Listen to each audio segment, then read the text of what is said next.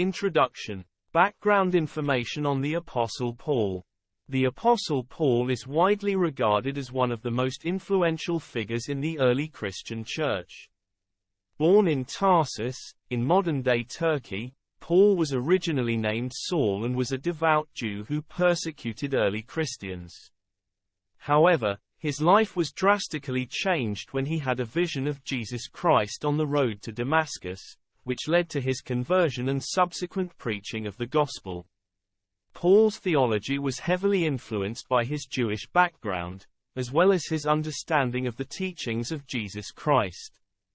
He believed that salvation was based on faith in Jesus Christ alone, and that the law of Moses was not sufficient for salvation. This was in contrast to many of his contemporaries, who believed that adherence to the law was necessary for salvation. Paul's life was marked by a series of missionary journeys, during which he traveled throughout the Mediterranean world, preaching the gospel and establishing new churches.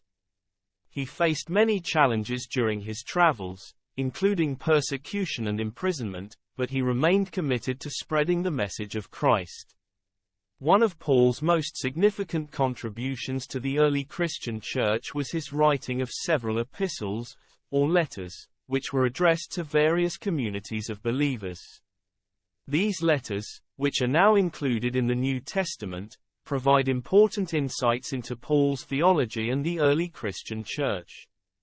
Paul's preaching and evangelism were characterized by a sense of urgency, as he believed that the end times were approaching and that it was important to spread the gospel message as widely as possible. He also believed in the resurrection of the dead and the final judgment, and his eschatology had a significant impact on early Christian thought.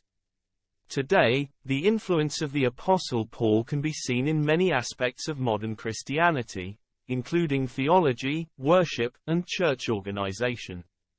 His writings continue to be studied and interpreted by scholars and believers alike, providing valuable insights into the early Christian church and its teachings.